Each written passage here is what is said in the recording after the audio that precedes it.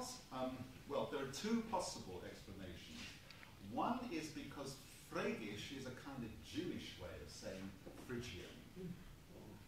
It's possible. Why? Because the mode, Phrygian mode in Gregorian chant, the notes, the scale, it's like the white notes starting and ending on E, going up and down. I didn't play in that key just now, but that's because of the next piece that we're going to play. Whereas if this is Phrygian, this is the main octave of Freygish. It's that note that's different instead of that. But it's a very, very significant difference. Now, Freygish is the most popular among Eastern Ashkenazi Jews, and it's the most popular among the modal families, although among Ashkenazi Jews of the West, it is not as often used. It's not quite as favorite as it is among Eastern Ashkenazi. You might be surprised to know that, in fact, this kind of music was forbidden in the temple. And the reason that it was disapproved of by the Levites was because, apparently, the scholars tell us, that the notes of the Ahavah Rabbah mode, this scale, particularly the lower tetrachord, which is the lower set of four notes, were also the notes that were typical of the ancient Greek aulos. The aulos was a kind of oboe. You've seen sometimes these pipes coming out at an angle from somebody. One is a chanter, which is just a single note, and the other it's got holes and you can play actual individual notes. So that's kind of double aulos. And this instrument was a very noisy and loud and raucous instrument. It was used for kind of orgies and all sorts of other activities that were heartily disapproved of by the temple priests. And so therefore, not only was the aulos not allowed in the temple, but the music it played was also not allowed in the temple. The actual notes that it played, apparently, those were the main notes that you could get by playing the holes of the aulos. So how come it's become very popular? And in fact, the most popular, well, I mean, it's another of these paradoxes. Please don't expect that Jewish music is just a simple kind of linear story about development starting from A and ending alpha and ending at omega. It's very, very complex indeed. The reason is that this kind of modality, this kind of music, this kind of framework of notes was a much later import into Judaism, only about 1,000 years ago, and in Jewish music that is really recent. These Tartaric and Mongol tribes from the east who travelled west into Europe, who had augmented seconds in their natural music making, in their folk music. In other words, an augmented second, which is this instrument, with a semitone on either side. This is very important, the fact that there's a semitone between there and there. And you know, these are the smallest intervals you can get in Western music, but not in Arabic music, but in Western music. That kind of, what we would call an Oriental sound.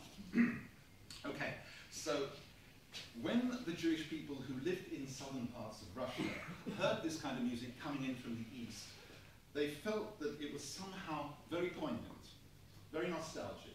It reminded them of the Holy Land, it reminded them of Israel, it reminded them of you know, the loss of the temple. They felt somehow that it really created a strong emotional impact, and of course reinforced the makam music that was coming in from the south, which also has this modality.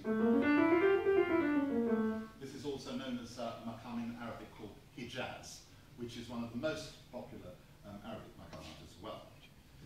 So gradually, the earlier prohibition got forgotten, and it became something that was a very integral part of the Jewish liturgy for confession of sins, lamentations, recollections of national and personal calamities, pleas for God's mercy, and the cantor was very often, how shall I say, assessed according to his ability to move the congregation to tears with this mode. Again, no pressure. So, are you feeling okay, are you? Not yet, just a second longer. But the question is, according to our definition, is it major or minor? You see, because it sounds, if I play this, it sounds minor, doesn't it? We get that feel. But it's not, because the third degree is major. Right? It's not minor. If it was minor, it would be, which would be the Phrygian instead of the Freygish. So it's all very interesting according to our definitions. Our definitions must be rethought.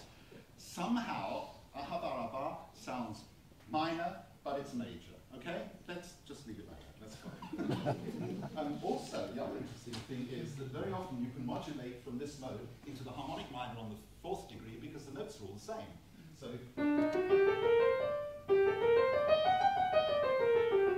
it's all the same notes, isn't it, in the scales, but you've modulated from one to the other. And a lot of Jewish tunes that do that. Hava Nagila is one.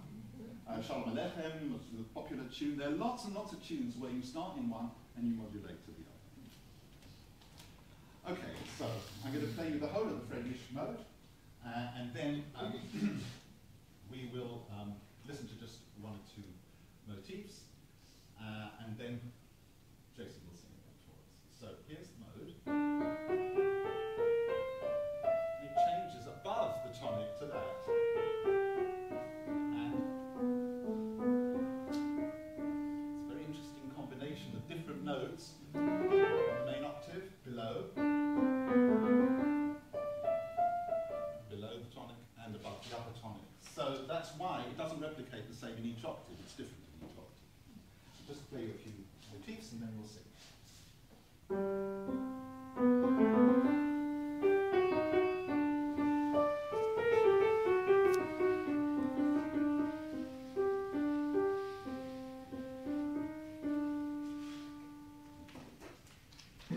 We have Malei Rachamim.